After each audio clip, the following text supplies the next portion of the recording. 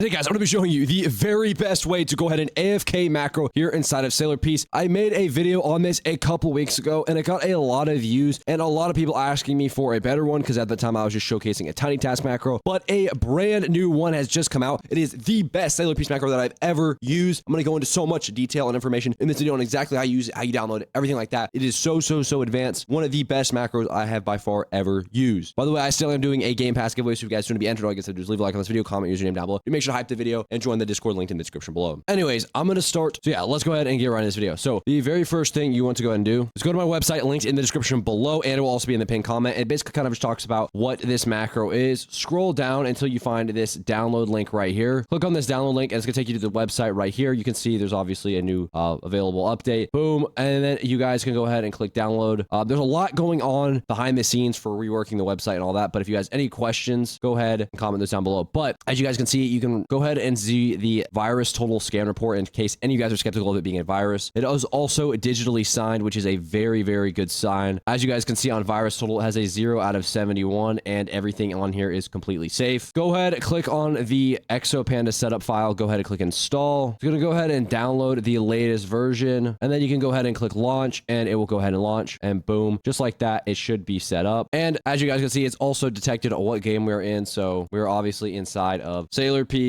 This is going to be the hub right here. And there's a bunch of different games that you can launch into. But if it cannot detect the game for some reason and it tells you that there's the error offset, there is a new version coming out of ExoPanda that has a way to automatically fix that. And by the time you see this video, it will most likely be out. So if you're having that error, that will be easily fixable in the next update. Anyways, for most people, that issue won't even happen. So you guys can go ahead and click launch on Sailor Piece. And it's going to open up this macro UI. And I'm going to go ahead and just turn on always on top. That way it's going to stay on top of whatever tab I'm on. That way I can kind of go back to full screen and show you how this macro works, how you can set it up, all of its features, because it is quite amazing. Now, really quickly, I had a lot of people commenting on my last video. This is not an exploit. This is an external macro. I have a ton of information on my website, but also on the ExoPanda website itself. There's a lot of information about what that is. So if you have any questions about what that is, then go ahead and check out the website. Anyways, when you click on the dashboard, you will see there's a bunch of different options here. And there's NPC farming, which we'll kind of just look at the first one, which is the dashboard. You have the start button, the stop button, and then you have all of these bosses that you can run, how long it's been running, and all of that good stuff. So if you want to farm specific islands, farm specific things, you guys can go ahead and select that. Select what move you want to use. So if you want to use X to go ahead and farm that, then you can. I'll go ahead and just show you a base. Make sure also when you're running the macro, as you can see down here, it tells you the active modules. So if you're running a macro for the Sid dungeon or whatever, you need to make sure that's disabled so that things don't overlap. Some things can overlap, but obviously if you're trying to farm some things that can't. So let's say we want to farm Shibuya Station and we also want to farm these bosses right here. I'll just select all of them. And as you can see, cosmetic, you can't select that because we're not in C2. And then it's going to go ahead and cooldown. We'll set that there. And it has obviously calculated the math from the time. So they've all spawned in. And then what you guys can go ahead and do is click start up here or use your keybind that we have set. So if I go ahead and click start, it's going to tell me heads up, Roblox needs to be in focus. So that's obviously why you use the hotkey. Let's click start. And in a second, it's going to reset my character, start walking me around. And I want you guys to look at how this macro works because a lot of people have been downloading it and they don't even understand how it works. The very first thing it does is it resets you. And once it resets you, it's going to pathfind to that island. So it's going to walk you around until it finds where it needs to go. It will also open your inventory. I believe this is for just some of the math that it has to do. Also webhooks, stuff like that, which will also be coming in the future. As you guys can see, it's finding its way over to the portal using its own system. And then it's going to go ahead and teleport to each island that I've selected. So I believe it's going to go farm bosses first. Actually, I don't even know if I selected NPC farming. I might have only selected bosses. So it's going to run over and kill whatever boss it's been told to. And it's going to use that same keybind that I told it to. So it looks like it's walking over to this boss first because this might have also been the only boss that I told it to kill. No, these are the NPCs I told it to farm. So it's going to continue to do that. It's also going to click. As you can see, it is clicking right now. Now, if I stop the macro real quick, you will see that this is on a cooldown of 10 minutes. So every 10 minutes, it's going to go ahead and do the boss run. So it depends on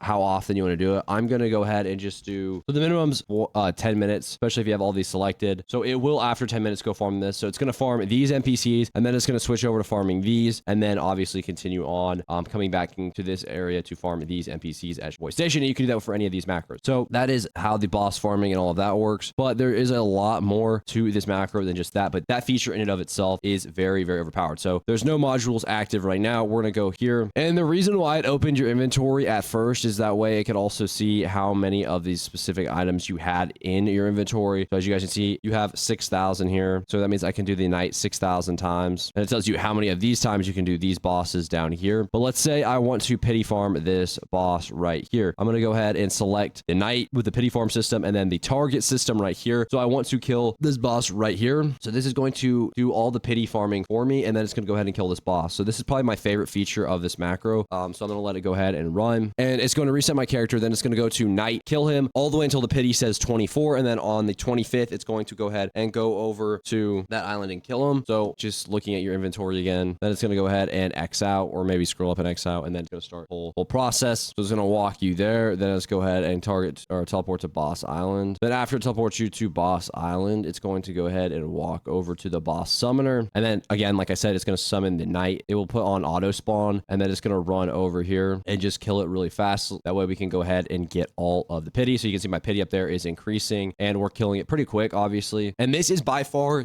my favorite feature of the macro, because now if you're trying to farm specific items from bosses, you can increase that drop count, but also do it while you're AFK. So it's actually insane, because it's going to make it so much easier. So we're at 19 pity. Just going to keep going, going to keep farming. We're at 20. Now it needs to kill 4 more bosses. And once it's killed these 4 bosses, it's going to go ahead and move us to that next area. So I believe it's going to turn off auto spawn and then kill this last boss right here. As you can see, boom, killed the last one. And now it's going to go ahead and reset my character. And then we're going to go ahead and get to that Yoju boss or whatever it was that I select. So if you give it a second, it's going to go ahead and start wandering over towards that direction. As you guys can see, that is how the pity farm works. I'm just waiting. There we go. Gonna teleport, I believe, to Shibuya Station. Yep. And then it's going to go ahead over here. All right. And it's now the cursed vessel, and it's going to go ahead and kill it. And boom, we got the pity right there, the cursed vessel hair pity. And then I'm gonna go ahead and stop the macro. So yeah, that is the pity system. You can obviously farm specific bosses as well, but if you want pity bosses, you just turn that off. Then you have the main boss system, so you can go ahead and kill specific bosses. And once you've killed that boss, it's gonna start doing a timer right here to wait until it's actually spawned back in. Now the next thing we have to talk about is the Sea Beast. This one's not too hard. I mean, you just literally enable it, and it obviously tells you right here you need a weapon with 1 to 2% life steal. You at least need that if you're going to beat the boss, and then it will go ahead and farm it. Some of these you need to be in C2 for them to work. But then the next thing we have is